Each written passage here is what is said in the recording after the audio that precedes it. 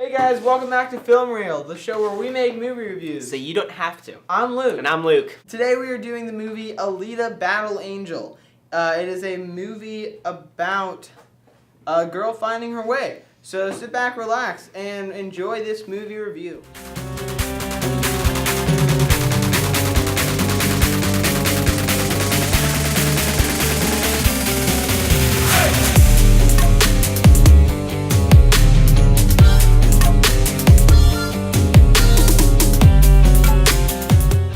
Robot girl with a human brain. Yes, she is human basically from the neck up and robot from the neck down.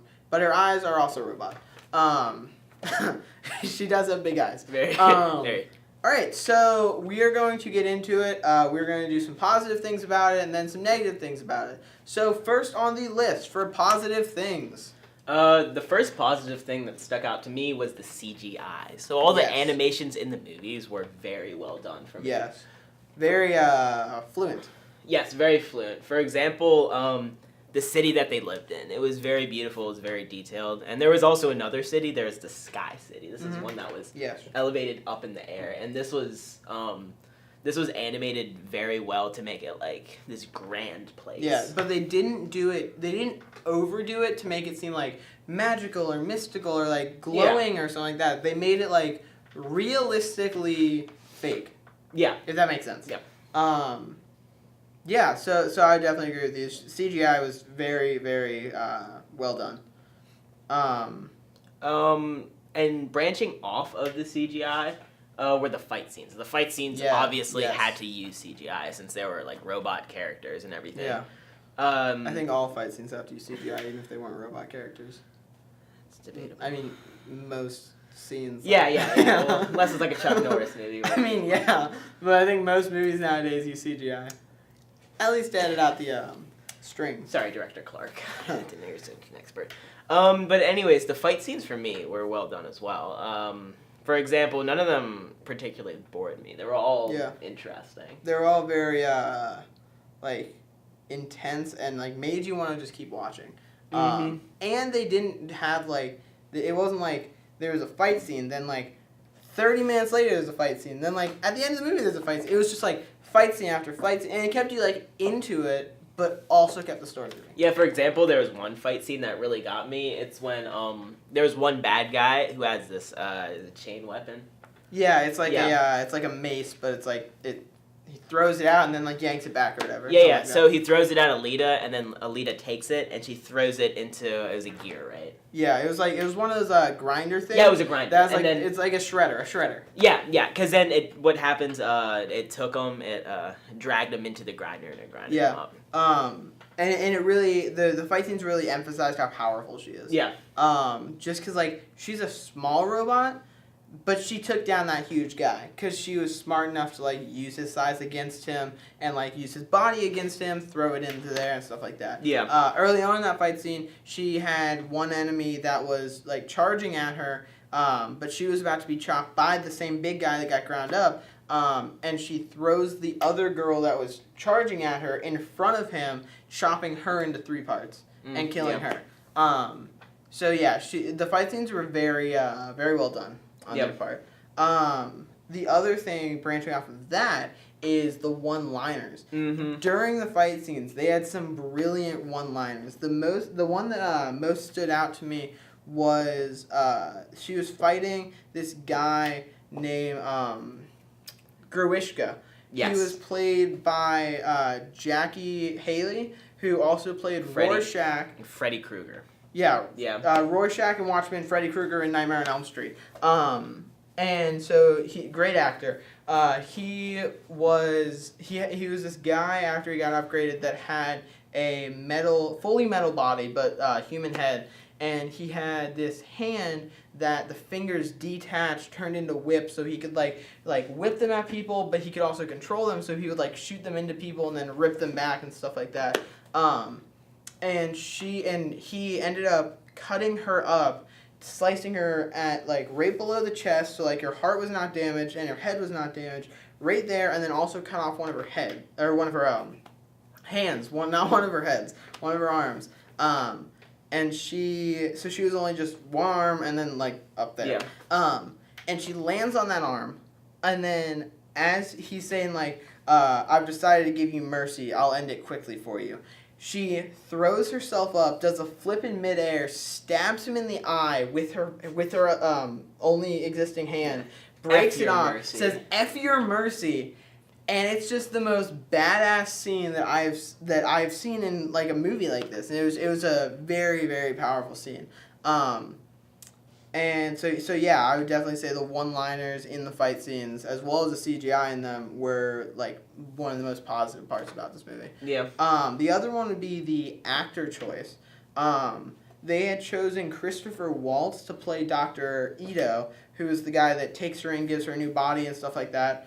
And he is German in real life, so he has like a German accent or whatever, but they made him speak English for this with like an English accent or American accent, and he did that really well.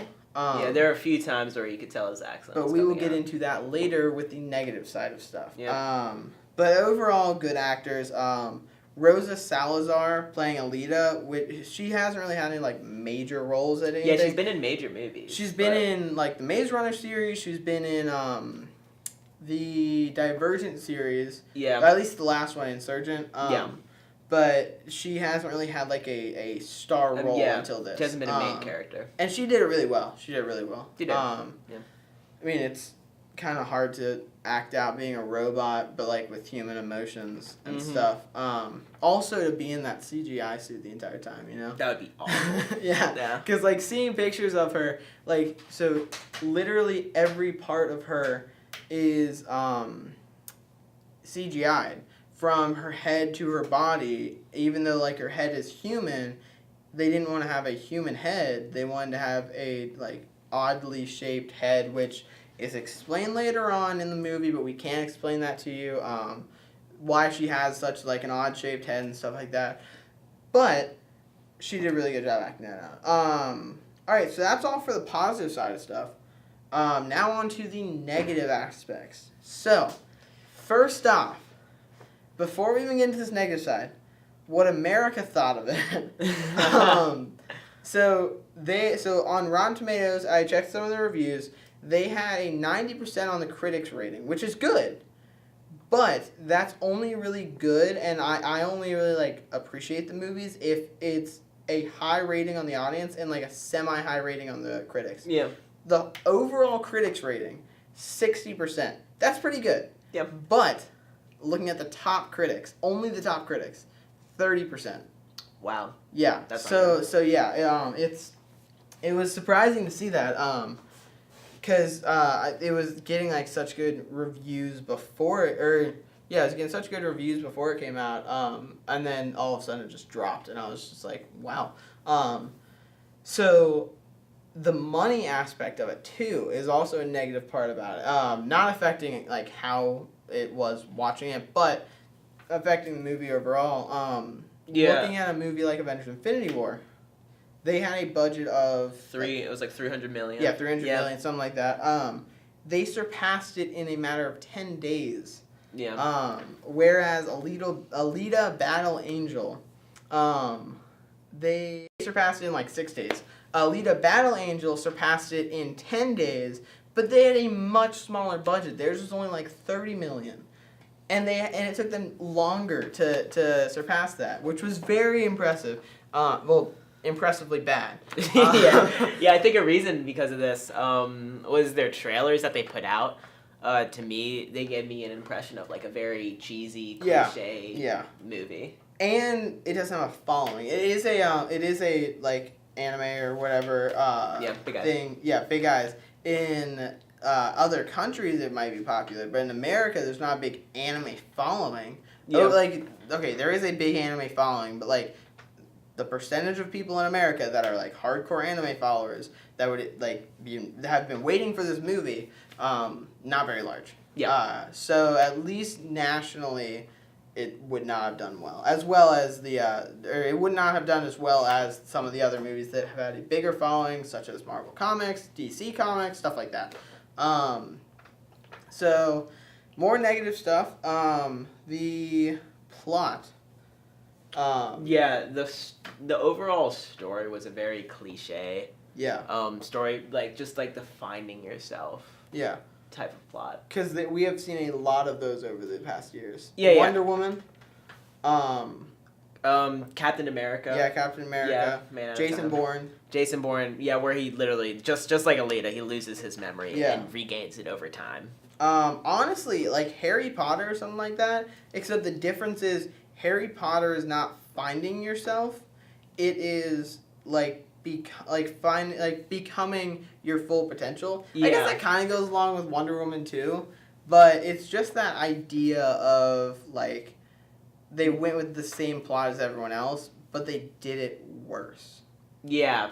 And they crammed into one movie. Because, like, Wonder Woman, they crammed that into one movie, but they're coming out with a second one, which will explain it even more, and it didn't fully finish her storyline. Yeah, it didn't, like, the movie didn't feel crammed to me. Yeah. It was but this one did. Alita did. Yeah. Alita felt crammed.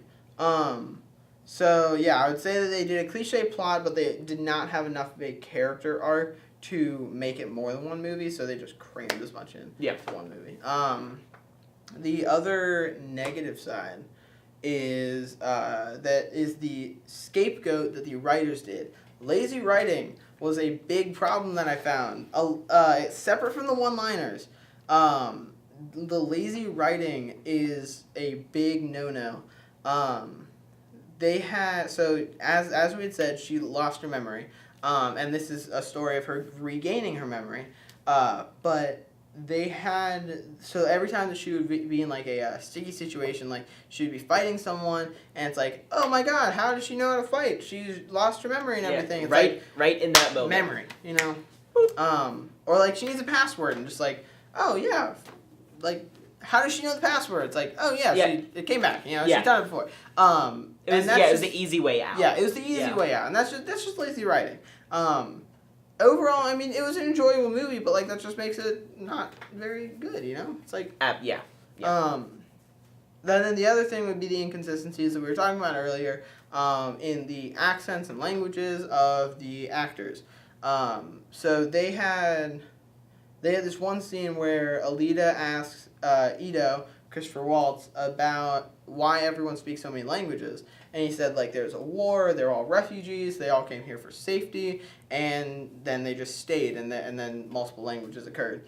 And so that was like a good explanation, but they gave them all American accents at the beginning, and throughout the movie, they would have scenes where they wouldn't be American accents. Yeah. Christopher Waltz going back to his German accent, and Rosa Salazar, I couldn't put my finger on it. It was a weird mix. Yeah, but it was like it didn't sound like her voice the whole time. It sounded like she was talking, and then it was like she got some sort of accent, but I couldn't tell which one. But like she was trying really hard to talk, and just like a regular English accent. So I would definitely say that's another one of the negative sides. Overall, I would say it was a good movie for the following that it had, and because of the CGI and the fight scenes and the one-liners, I would say that made the movie good. If they had bad CGI, the movie would have gone down the drain. Like, it wouldn't have even been enjoyable to watch, you know? Yeah, like, at least with this movie, it could have a crappy plot, but at least, like, it's nice scenery. Like, yeah. Like, you know, I don't know if you've ever seen it. It's a musical called Mamma Mia. No, I have not. Okay, well, anyways, terrible plot, lovely scenery. I've seen commercials for it, because it's all, like, colorful, you know? Yeah.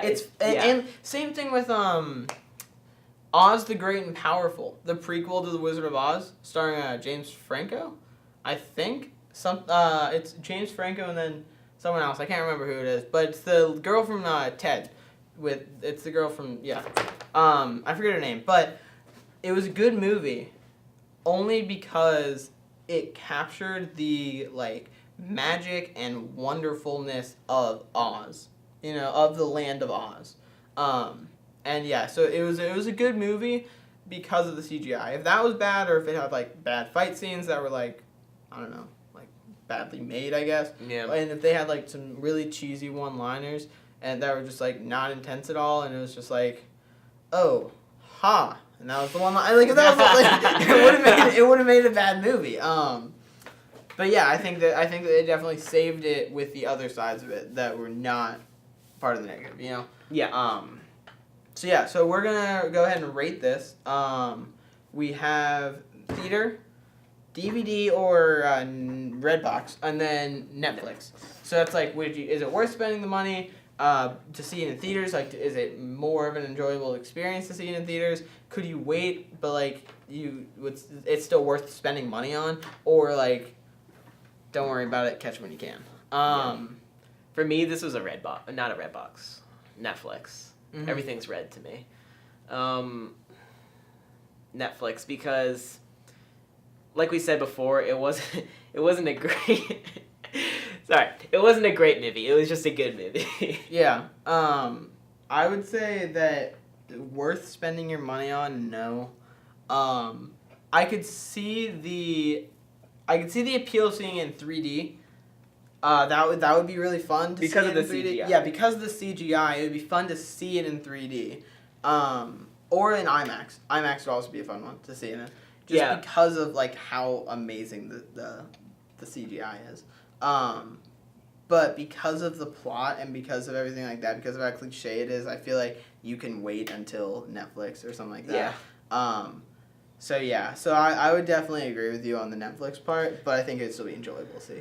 Yeah. In theaters. Yeah, it was just a bland movie for me. That. You don't watch it for the storyline. Yeah. So that's all we got for this episode. This was Alita Battle Angel. I cannot say that word. Every time I just keep saying Alita. Alita. No. Okay, so this is Alita Battle Angel. Next time we will probably be doing How to Train Your Dragon, I think. And we are switching it to a weekly show. So we will be doing How to Train Your Dragon next time. After that, I'm not quite sure. Possibly Captain Marvel, or and then after Captain Marvel, because we'll be getting into Avengers time, we're gonna do like some sort of offbeat movie because I don't really know if anything else is coming out in between those. So just some kind of offbeat movie, and then the one before Avengers, we will be doing what do we think will happen. We are going to be doing a big show that's just about like, we're going to get people to comment on it. We're going to say like what people thought about what people think will happen in the movie, like the best theories that we have on it, quoting YouTubers and stuff like that. Mm-hmm. And yeah, it's just going to be a lot of fun. So we will see you next week. This has been Film Reel, the show where we make movie reviews. So you don't have to. I am Luke. And I'm Luke. And have a great day.